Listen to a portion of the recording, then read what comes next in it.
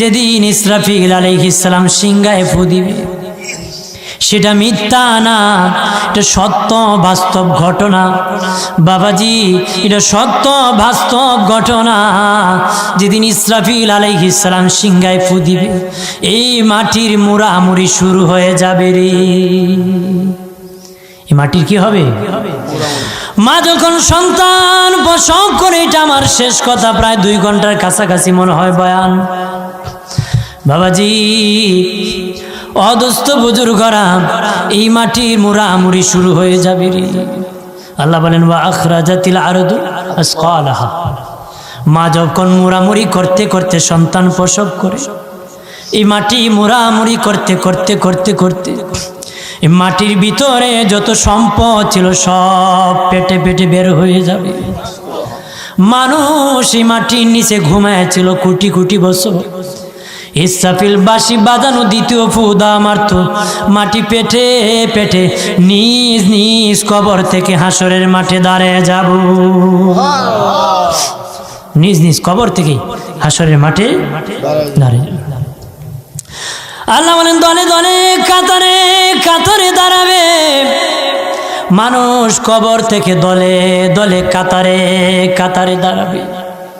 তবে বাবাজি কারো গায়ে বস্ত্র থাকবে না রে, কারো গায়ে জামা থাকবে না, তার গায়ে পোশাক থাকবে না, উলঙ্গ।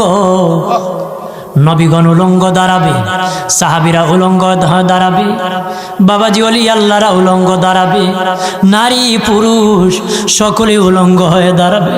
আম্মা জান আয়েশা শুনিয়া বিনায়া বিনায়া হেপটায় হেপটায় কান্দে, নবীকে বলে ইয়া রাসূলুল্লাহ কিভাবে উলঙ্গ হয়ে দাঁড়াবো? আমি আয়েশার বড় লজ্জা হতেছে, হাসরের ময়দানে আমি আয়েশা কেমনে উলঙ্গ হয়ে দাঁড়াবো? নবী বলেন আয়েশা রে, আয়েশা কান্দিও না, লজ্জা বোধ করিও না, হাসরের ময়দানে যে উলঙ্গ হয়ে মানুষ দাঁড়াবে, আয়েশা রে কেউ কারো দিকে তাকানোর সময় পাবে না, কেউ কারো দিকে তাকানোর ক্ষমতা পাবে না। দুনিয়ায় নিয়ে নিজের হিসাব নাই, পরার বদনাম নিয়ে ঘোরায়। নবী বলেন আয়েশা হাসরের দিন কেউ কারো দিকে তাকানোর সময় পাবে না, নিজের আমল নামা নিয়ে নিজে হাঁটতে হাঁটতে ঘুরতে ঘুরতে পেরেশানি হতে হতে 50,000 বছর চলে যাবে। আম্মা জান আয়েশা বলেন ইয়া রাসূলুল্লাহ, ওগো মায়ার নবীজি, আমি আয়েশা জানতে চাই যেদিন সমস্ত নবীরা উলঙ্গ হয়ে দাঁড়াবে, সাহাবীরা উলঙ্গ হয়ে দাঁড়াবে, তাবিঈরা উলঙ্গ হয়ে দাঁড়াবে, ওলি আল্লাহর নারী পুরুষরা উলঙ্গ হয়ে দাঁড়াবে, হুজুর আমি আয়েশা জানতে চাই ওই দিন আপনি রাসূলুল্লাহ নাকি উলঙ্গ হয়ে দাঁড়াবে? নবী বলে না না রে আয়েশা, যেদিন সমস্ত নবীরা উলঙ্গ হয়ে দাঁড়াবে, সাহাবীরা উলঙ্গ হয়ে দাঁড়াবে, ওলি আল্লাহর নারী পুরুষ সকলে উলঙ্গ হয়ে দাঁড়াবে, একমাত্র আমি রাসূলুল্লাহ উলঙ্গ হয়ে দাঁড়াবো না রে।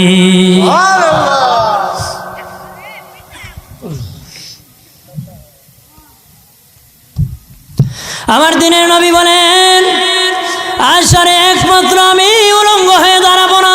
আল্লাহু আকবার বলেন না। মা আয়েশা বলেন ইয়া রাসূলুল্লাহ, ও মায়ার নবীজি আপনি কি পরে রওজা থেকে দাঁড়াবেন, কি পরে হাসরের মাঠে দাঁড়াবেন?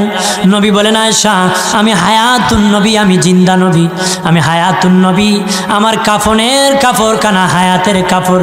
ইসরাফিল যেদিন বাঁশি বাজায় দিবে সেদিন আমি আমার কাফনের কাপড় পরে দাঁড়ায় যাব। মা আয়েশা বলে ইয়া রাসূলুল্লাহ জান্নাতি পোশাক কে সর্বপ্রথম পাবে, কে পরবে?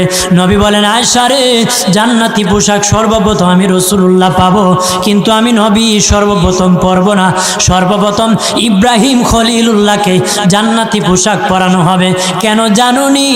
ইব্রাহিম নবীকে নমরুদের আগুনে যখন ফেলে দেওয়া হয়েছিল, দুনিয়ার সব ছেড়ে দিয়েছিল, বাড়ি ছেড়ে দিয়েছিল, সম্পদ ছেড়ে দিয়েছিল, মা বাবা ছেড়ে দিয়েছিল, এমনকি গায়ের জামাও যখন খুলে নেয়, ইব্রাহিম কয়েক কাপড় ছেড়ে দিতে পারি, আমার আসমানের মালিককে ছেড়ে দিতে পারি না। ওই দিন আল্লাহ ইব্রাহিমের সাথে অঙ্গীকার করেছিল, ইব্রাহিম আজকে তোমাকে সকলের সামনে উলঙ্গ করে লজ্জায় ফেলে দিয়েছি ইব্রাহিম, তারপরে তুমি আমাকে ছাড়ো নাই। আমি কিয়ামতের দিন সকলের সামনে মুসলমান, বেঈমান, কাফের, নাস্তিক যারা তোমাকে উলঙ্গ করেছিল তাদের সামনে আমি আল্লাহ আনুষ্ঠানিকভাবে তোমাকে কাপড় পরায়া দিব। আমার বানের বাবাজি খেয়াল করেন, ভালো করে, কাতারে কাতারে মানুষ দাঁড়াবে। আম্মা জান আয়েশা বলেন নবীজি হাসরের ময়দানে কত কাতার মানুষ হবে গো? নবী বলেন আয়েশা হাসরের ময়দানে মানুষ 120 কাতার মানুষ হবে। কয় কাতার? আয়েশা রে, হাসরের ময়দানে 120 কাতার মানুষ হবে। আয়েশা সিদ্দিকা বলেন ইয়া রাসূলুল্লাহ, আমি জানতে চাই আপনি রাসূলুল্লাহর উম্মত কত কাতার হবে? নবী বলেন আয়েশা আমি রাসূলুল্লাহর উম্মত একাই 80 কাতার হবে। মা আয়েশা বললেন ইয়া রাসূলুল্লাহ, দিনের নবীজি 80 কাতার দিয়ে আপনার উম্মত হবে, আপনার উম্মতকে কেমনে আপনি চিনবেন? নবী বলেন আয়েশা রে, আমার উম্মতকে 3টা পরিচয় আমি চিনব।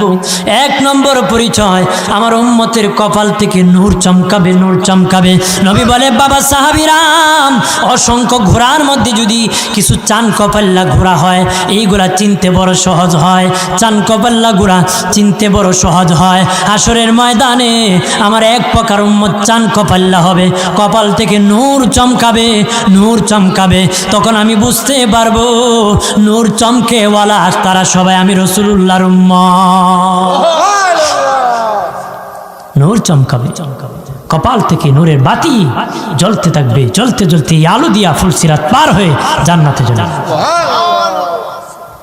নবী বলেন আয়েশা রে, 2 নম্বর পরিচয়, আমার উম্মতের আমল নামা হবে ডান হাতে। আমল নামা কোথায় হবে?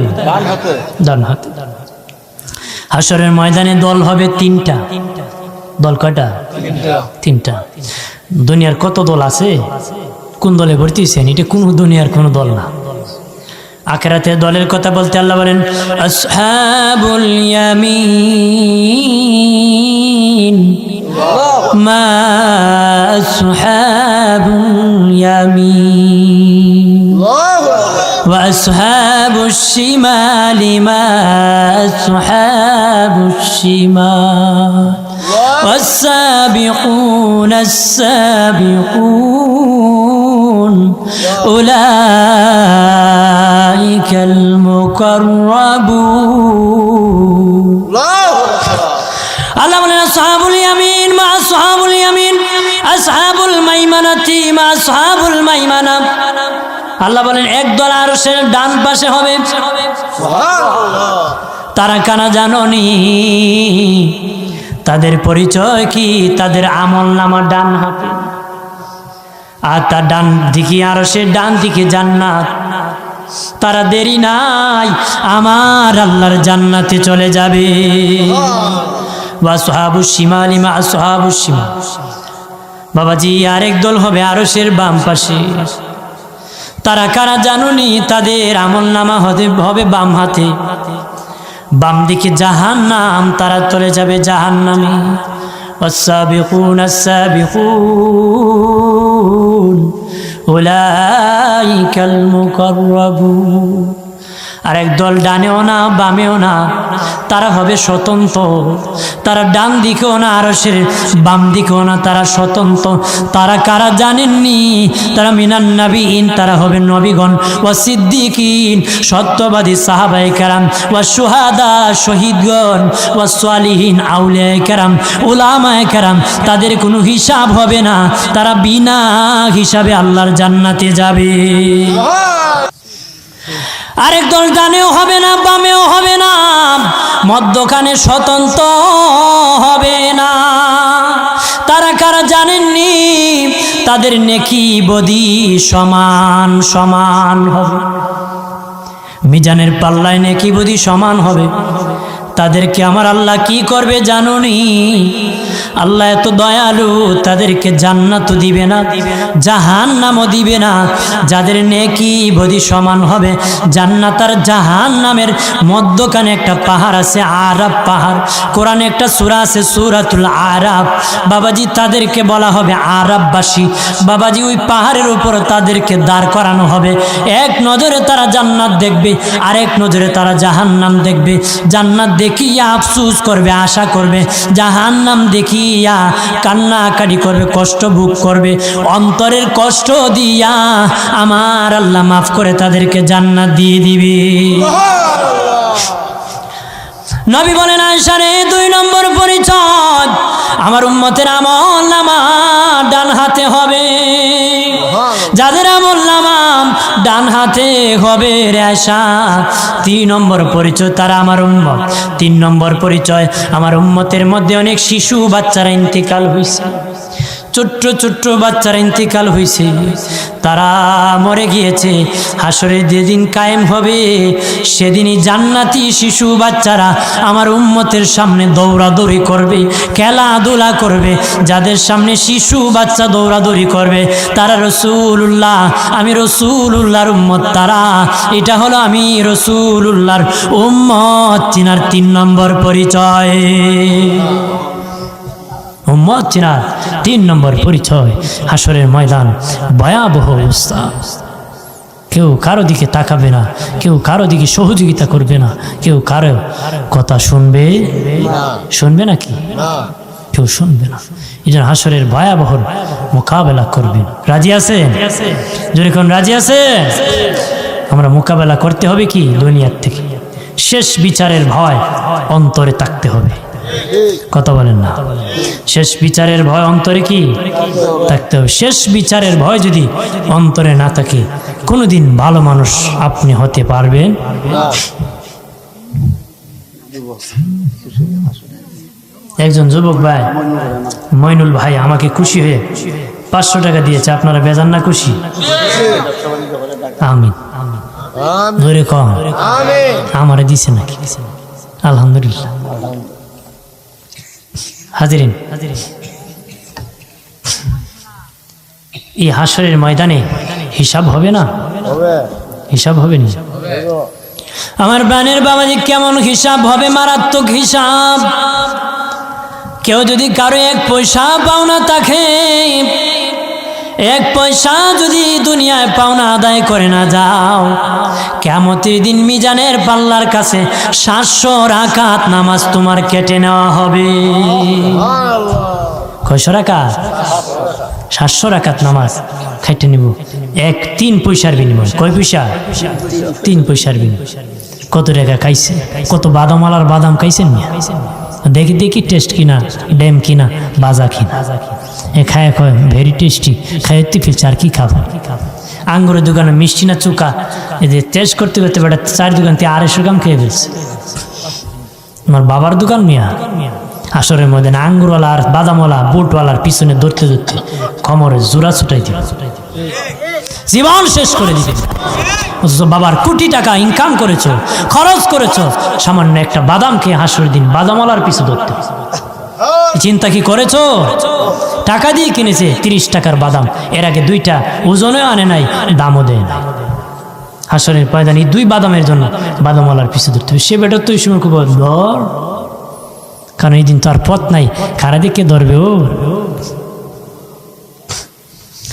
এই জন্য বায়দনে বলি বিদায়ের আগে লেনদেন পরিষ্কার করবেন, মানুষের লেনদেন আদায় করবেন। যারা সন্তান আছেন বাবা মরলে লেন আদায় করবেন, লেনদেন টাকা পয়সা আদায় করবেন।